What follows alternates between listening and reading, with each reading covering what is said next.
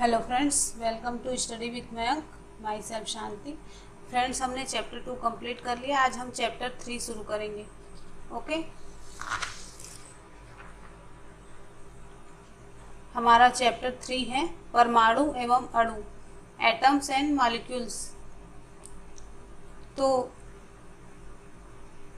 Friends, आप जानते हो कि दुनिया में हर चीज़ मतलब किसी न किसी पदार्थ से बनी हुई है। अब ये पदार्थ क्या होते हैं? पदार्थ को ही द्रव्य कहा जाता है, ठीक है। और हमारे भारत में मतलब प्राचीन भारत में और ग्रीक दार्शनिकों ने इस पदार्थ के अदृश्य रूप के बारे में बहुत सारी जानकारियाँ इकट्ठे करने के लिए बहुत सारे प्रयोग किए और खोज किए, है ना। और पदार्थ की जो विभाज्यता है उसके मत के बारे में भारत में बहुत पहले लगभग 500 ईसा पूर्व विचार व्यक्त किया गया था, ठीक है। पदार्थ की विभाज्यता मतलब पदार्थ के छोटे से छोटे कण के बारे में जानकारी प्राप्त करने के लिए, ठीक है। और भारतीय दार्शनिक महर्षि कणाद ने प्रतिपादित किया था कि यदि हम द्रव्य मतलब पदार्थ को विभाजित करते जाएं तो हमें छोटे से छोटे कण प्राप्त होते जाएंगे और अंत में एक सीमा आएगी जब प्राप्त कण को फिर से विभाजित नहीं किया जा सकेगा, अर्थात वह सूक्ष्मतम कण अविभाज्य रहेगा, ठीक है। और इस अविभाज्य सूक्ष्मतम कण को उन्होंने परमाणु कहा। क्या कहा? परमाणु कहा। एक और भारतीय दार्शनिक पकुधा कात्यायन, तो इन्होंने इस मत को और अधिक विस्तृत रूप में समझाया और कहा कि ये कण सामान्यतः संयुक्त रूप में पाए जाते हैं जो हमें द्रव्यों के भिन्न भिन्न रूपों को प्रदान करते हैं, मतलब हमें अलग अलग रूपों में दिखाई देते हैं, ठीक है। और लगभग इसी समय ग्रीक दार्शनिक डेमोक्रिटस और लियूसिपस, कौन थे? ग्रीक दार्शनिक डेमोक्रिटस और लियूसिपस।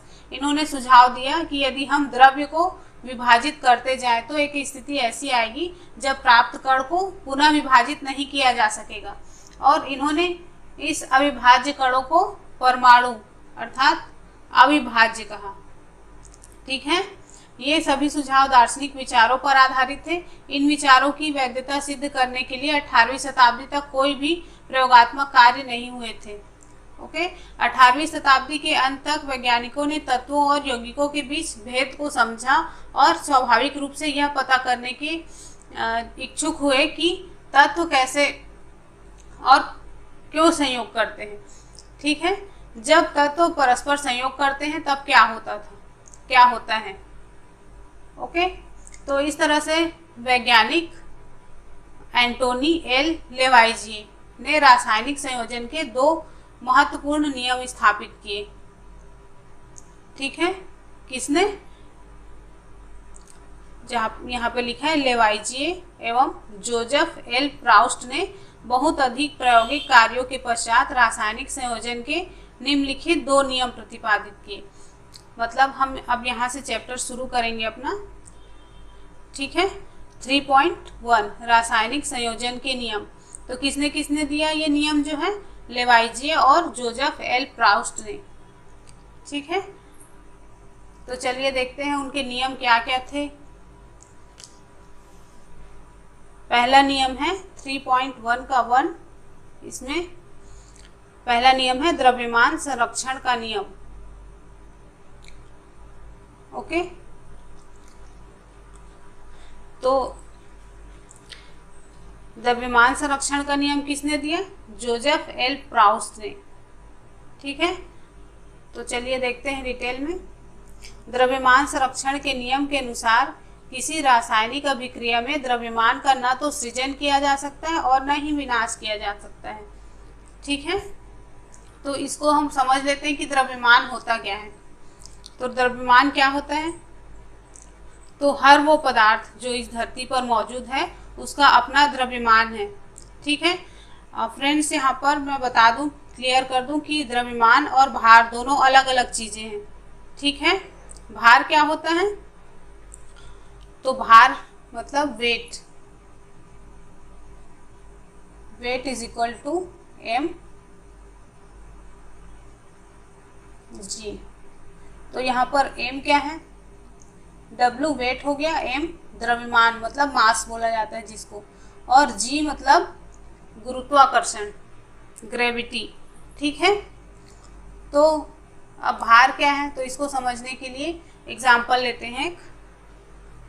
मान लो हम कोई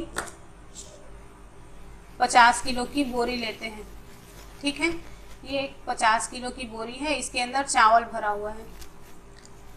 तो इस बोरी को अगर हम उठाना चाहें, है ना, इसको अपने हाथों से उठाना चाहें तो ये हमको भारी लगती है ना, वजन महसूस होता है। तो क्यों होता है, तो ये धरती के गुरुत्वाकर्षण बल के कारण होता है। जो हमारी पृथ्वी है वो इस वस्तु पर और प्रत्येक वस्तु पर, पृथ्वी पर जितनी भी वस्तुएं हैं उन पर गुरुत्वाकर्षण बल डालती है। ठीक है, तो ये उसको अपने केंद्र की ओर खींचती है।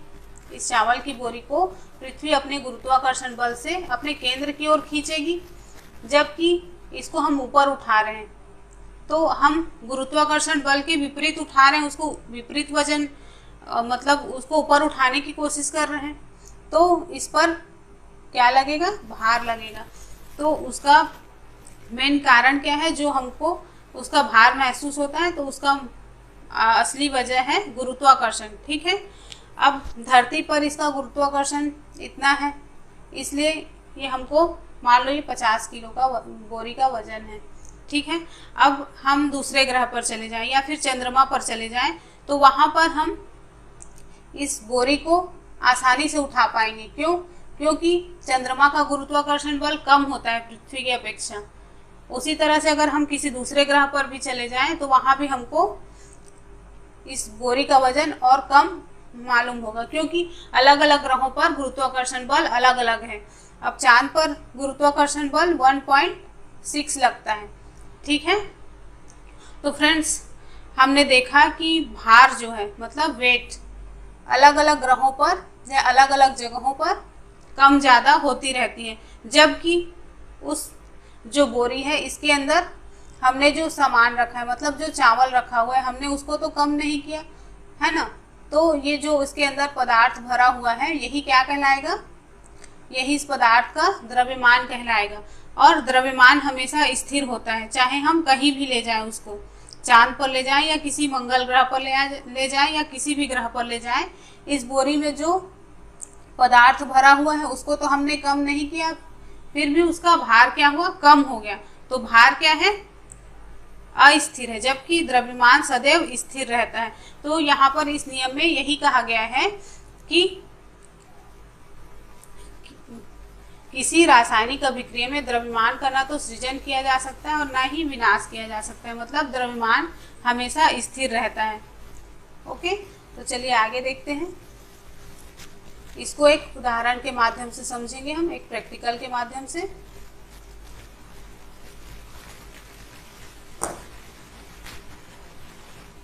फ्रेंड्स हमने यहाँ पर दो ग्रुप लिए हैं, X और Y।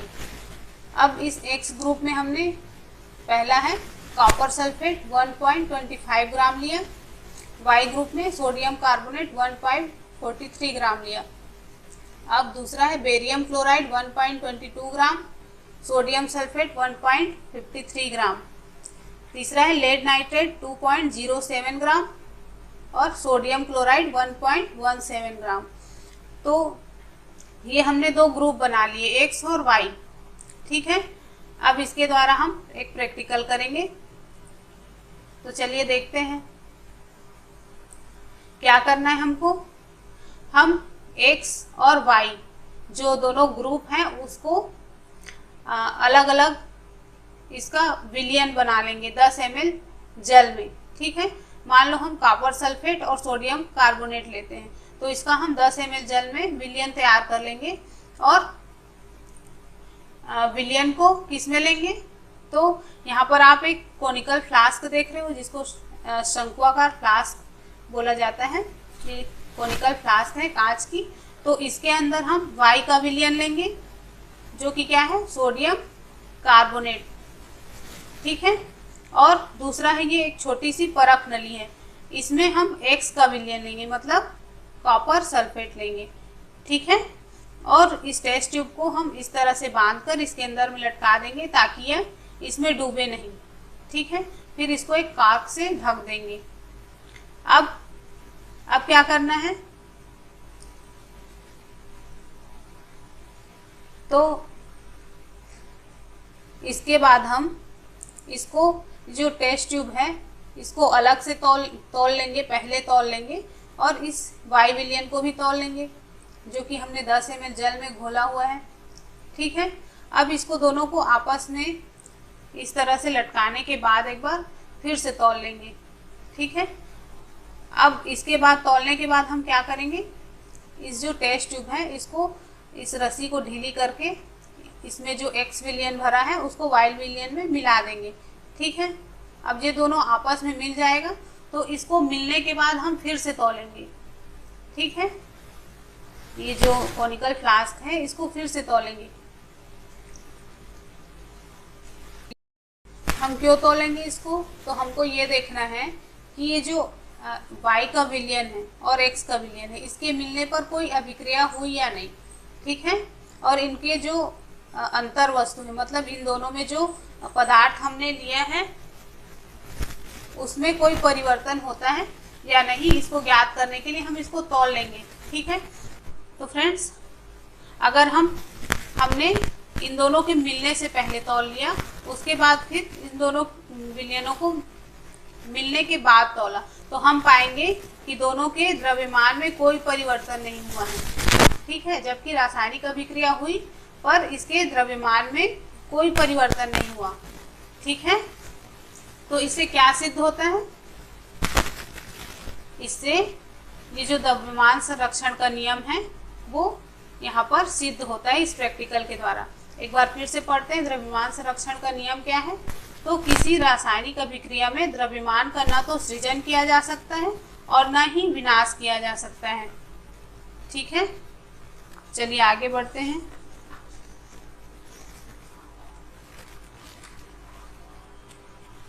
थ्री 3.1 का 2 दूसरा नियम है स्थिर अनुपात का नियम।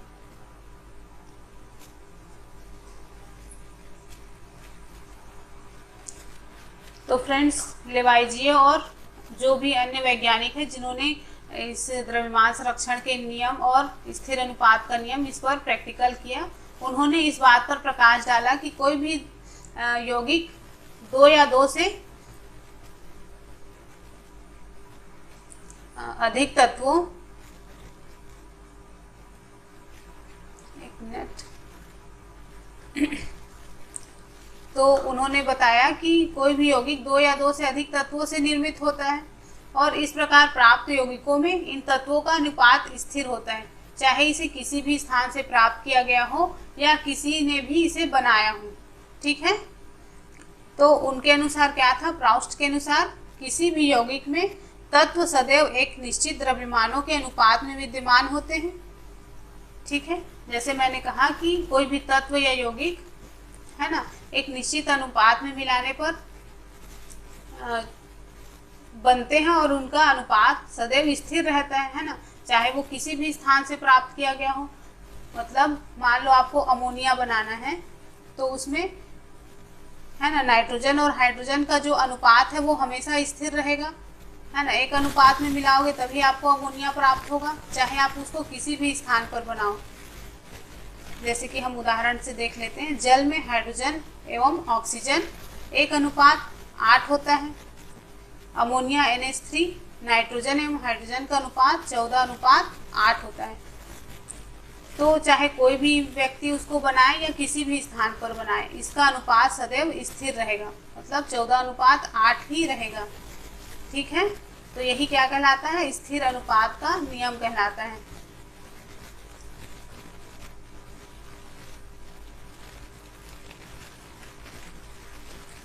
चलिए इसको थोड़ा सा और समझ लेते हैं। ये जो एग्जाम्पल हमने देखा, तो फ्रेंड्स जल क्या है, एक यौगिक है और जल में हाइड्रोजन और ऑक्सीजन के द्रव्यमानों का अनुपात सदैव कितना रहता है, 1:8 होता है, चाहे जल कोई भी स्रोत से प्राप्त किया गया हो। इसी प्रकार यदि 9 ग्राम जल का अपघटन करें तो हमें हमेशा 1 ग्राम हाइड्रोजन और 1 ग्राम ऑक्सीजन ही प्राप्त होगा। ठीक है, इसी प्रकार अमोनिया में नाइट्रोजन और हाइड्रोजन के द्रव्यमानों के अनुसार सदैव हमको 14:3 के अनुपात में, मतलब जो इसके जो द्रव्यमान है वो हमेशा 14:3 के अनुपात में विद्यमान रहते हैं, चाहे अमोनिया किसी भी प्रकार से बनाई गई हो या किसी भी स्रोत से ली गई हो। ठीक है, तो इन दो उदाहरणों में हम स्थिर अनुपात के नियमों की व्याख्या कर सकते हैं। ठीक है, जिसे क्या कहा जाता है, जिसे स्थिर अनुपात का नियम भी कहते हैं। तो फ्रेंड्स, प्राउस ने इस नियम को इस प्रकार से व्यक्त किया था कि किसी भी यौगिक में तत्व सदैव एक निश्चित द्रव्यमानों के अनुपात में विद्यमान होते हैं। ठीक है, चलिए अब आगे देखते हैं।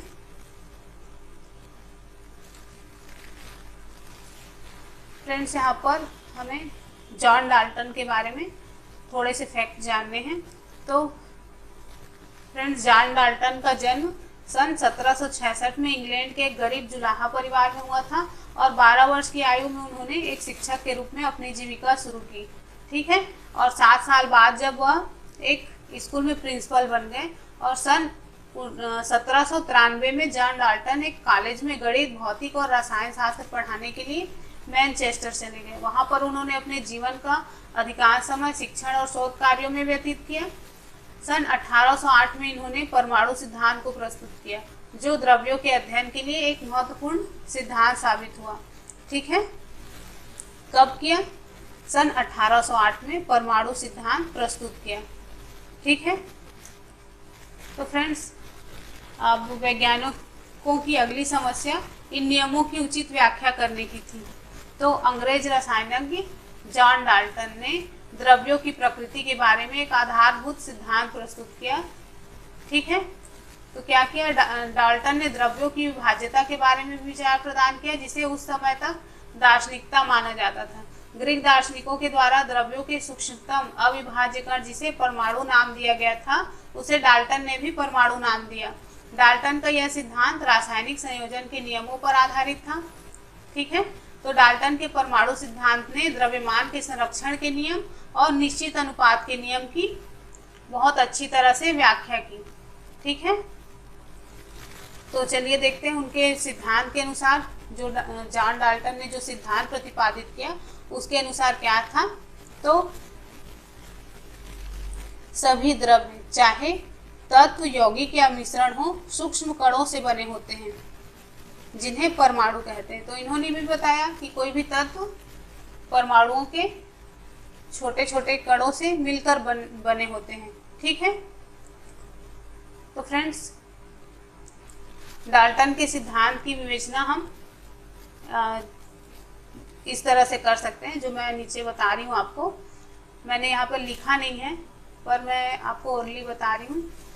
तो इसमें पहला पॉइंट है कि सभी द्रव्य परमाणुओं से निर्मित होते हैं, ये तो हम शुरू से पढ़ते आ रहे हैं।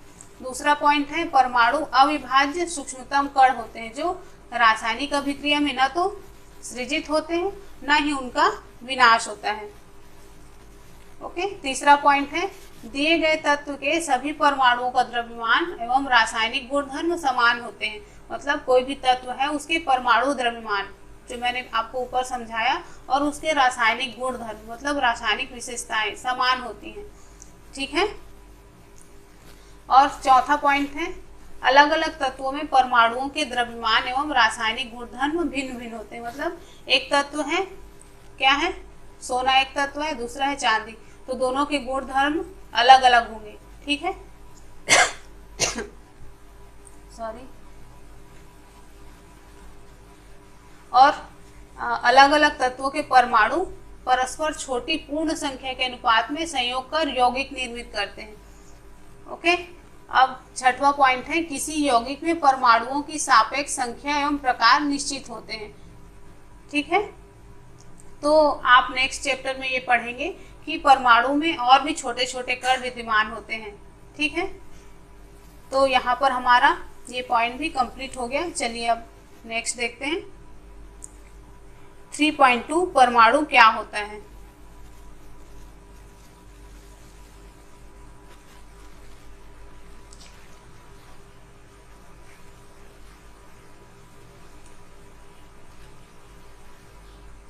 फ्रेंड्स, आपने कभी किसी इमारत की दीवार बनते देखिए, इन दीवारों से एक कमरा और कई कमरों से के समूह से एक इमारत निर्मित होती है ना। और उस विशाल इमारत की रचनात्मक इकाई क्या है? तो और मान लो किसी बाम्बी, मतलब जिसको आंट हिल बोलते हैं, उसकी रचनात्मक इकाई क्या होती है? तो यह रेत का छोटा सा छोटा कण होता है। इसी प्रकार सभी द्रव्यों की रचनात्मक इकाई परमाणु होती है। हमारा शरीर भी बना हुआ है छोटी से छोटी इकाई, जिसको क्या बोला जाता है? कोशिका बोला जाता है ना। छोटी से छोटी कोशिका मिलकर क्या बनाते हैं? ऊतक बनाते हैं। ऊतक से अंग बनता है और अंग से अंग तंत्र बनता है। फिर हमारा पूरा शरीर उसी तरह से किससे बना हुआ है? कोशिका से बना होता है। उसी तरह दुनिया में जो भी पदार्थ हैं, है ना, वो किससे बने हुए हैं? तो परमाणु से बने हुए हैं। ठीक है, वही कहा गया है सभी द्रव्यों की रचनात्मक इकाई परमाणु होती है। ठीक है, अब देखते हैं कि परमाणु कितने बड़े होते हैं। तो परमाणु बहुत छोटे होते हैं। ये किसी भी वस्तु जिसकी हम कल्पना या तुलना कर सकते हैं से भी छोटे होते हैं। ओके, लाखों परमाणुओं को जब एक के ऊपर एक चट्टे के रूप में रखा जाता है तो बहुत ही कठिनाई से एक कागज की एक शीट जितनी मोटी परत बन सकती है। ठीक है, मतलब परमाणु इतने छोटे होते हैं। चलिए अब देखते हैं, यहाँ पर परमाणु त्रिज्या को नैनोमीटर nm में मापा जाता है।